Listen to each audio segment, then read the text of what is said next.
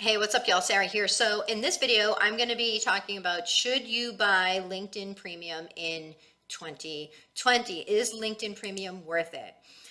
And specifically LinkedIn Premium Business. So just want to say I am a user of LinkedIn Premium. I found it really helpful to me, but not every aspect of it is. And so if you're thinking about buying it, just listen to my video.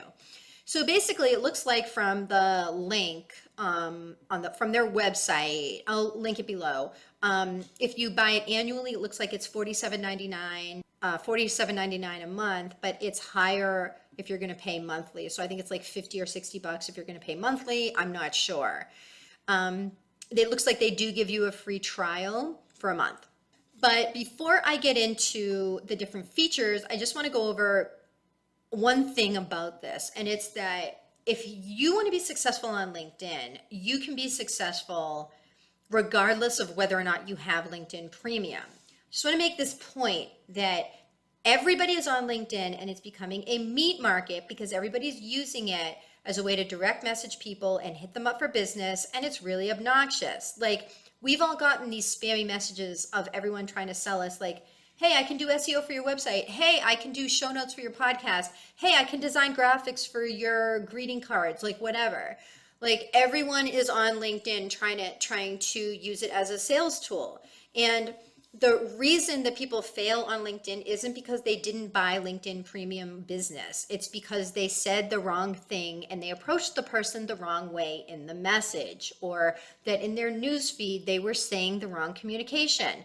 So I want to just say something about the purpose of LinkedIn in general. The purpose of LinkedIn is to use the platform as an opportunity to connect with people in a real way and to understand them. And you can say, well, Sarah, that's great, but I have to eat and pay my bills. I understand that. If you use LinkedIn as a sales prospecting tool and like, oh, I'm going to get on Sales Navigator, or I'm going to get on LinkedIn Premium and I'm going to send out 300 messages a day, you're going to be one of those spammy, robotic people that are just noise and static, and you're going to get ignored. And then you're going to be like, LinkedIn doesn't work. It's like, you don't even need to buy anything. You could be on the free version, and by communicating empathetically, you will win people over because they'll see that you're a true person. You're not trying to just push your sales agenda on them, and that their interests matter to you, and you'll make way more connections, leading to higher sales. So here are the features of LinkedIn Premium and LinkedIn Premium Business. One is profile views. Like, you can see how many people have viewed your profile and you can see who they are. The purpose, I feel, of telling you how many profiles views you get is, I think, a little bit self-serving on LinkedIn's part. I feel that this is a BS feature. It's of no benefit to me to know how many people are looking at my profile, because if people are looking at my profile, great, then if they're interested, I'm assuming that they'll email me. I mean, it's as easy as just sending me a direct message on LinkedIn, isn't it? Right? And without that, there's no deal going on. Like, there's no communication. So it's not really that helpful. I feel that LinkedIn has included this feature just to kind of pat itself on the back about how well it's doing, giving you the opportunity to be seen by more people. So it's kind of like a little bit of an insidious feature, I feel, on LinkedIn's part. Don't fall for it. It's not useful, the profile views feature. It's actually just even kind of annoying. Like, I wish they would just take it out of the whole thing. And then there's courses from LinkedIn Learning. I mean, me personally, I don't care. I don't go for like corporate schmorfrit online course. I love YouTube because I find that, like, a lot of times people have their different take on things. I'm not really into like LinkedIn Learning, I don't know. I would say, like, go to YouTube. Anyways, company insights, like how fast it's growing. Sometimes I don't even know if these statistics are true, because keep in mind that LinkedIn is just reporting based upon what is reported to them. So, like, how many people have signed up as an employee on a particular company. So LinkedIn I don't know if this is like LinkedIn is doing its research based on like like calling up the company and asking how many employees they have, or it's just using the data that people give to LinkedIn. So I don't know how true it is, first of all. And the other thing is, like, who cares? Like, if I'm a a company owner, I'm a president of a business, or if I'm a salesperson or I'm trying to get a job or whatever, like, or get new clients for my business, like, I don't know how useful that really is or why I wouldn't have known that anyways. Now I'm going to get to the stuff that's really good. What is really useful on LinkedIn is LinkedIn InMail. So with premium, you get, I believe, 15 messages. I think that's what it stated on the website. I love these InMail messages. I think 15 personally is just the right amount. In my sales regime, I only advocate for dealing with like 15 to 20 people at a time. It's worked really well for me. I don't know what kind of business, you are in, who you watching this video, but like for me, I just know that I can't really do a good job understanding other people if I'm focusing on more than 20 people at a time.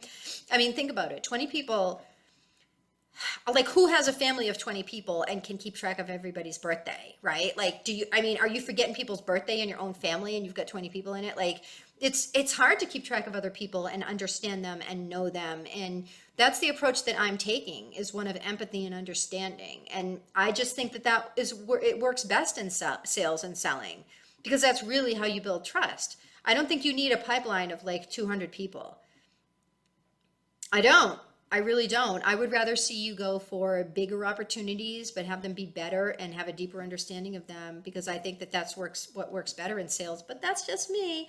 Anyway, so I think 15 InMail messages for the month is awesome. I think that this is how InMail works, is that if the person responds back to you, then that gets counted not as an expired InMail message, like they add it back. So let's say you send out 15 messages and 5 people respond, then you still have, you get those 5 credits back, in other words. I don't know exactly how the timing of it works, but I think that's a great feature, because what LinkedIn is trying to do is they're trying to promote and foster cooperation and reward the people who are getting responses to them. Awesome move on LinkedIn's part. I love InMail. I think it's great. I've gotten so many opportunities created for myself and for my clients from this. Awesome job, LinkedIn. I love InMail. Again, like, I'm not looking for to send 1 million InMail messages a day, because you want to be very sincere and well thought out and show that you know the person, or not that you know the person, but you want to know them first before you propose anything. And don't use InMail, like, again, it matters how you use it. Like, don't use InMail to make some stupid sales pitch, okay? Because you don't know anything about the person. It's all based upon assumptions, and it's just going to get trashed, and they're never going to talk to you again. So don't even go there with it. Use InMail correctly. Unlimited browsing. Again, this is an awesome feature. I think this could be really beneficial if you're going to be prospecting in the, if you're going to be consistently prospecting every single day. You don't want to do 3 searches, trying to find a new client or trying to find a connection, like browsing through your second-degree connections. You could build a very nice business, by the way, just from the second-degree connections of the people that you're connected to. A lot of people think there's has to be a lot of bells and whistles, and I got to talk to like 5,000 people a day. And it's like, no, like, just go with the low hanging fruit. The people who trust you, look at who their connections are. And LinkedIn allows you to do this so beautifully. You could use the unlimited browsing feature to do this. I think it's a huge benefit if you were interested in building a business this way. But you got to take the time and look and understand and conceptualize why it is that the person would be interested in talking to you. So I think the browsing feature is great.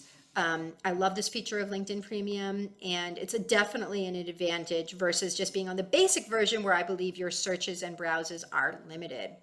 So that's my take on, should you buy LinkedIn for Business, LinkedIn Premium Business, in 2020. I hope that this has been helpful to you. And if you like receiving this kind of intel on marketing strategies, please go ahead and just join my newsletter list. Would love to have you, and stay subscribed for future videos.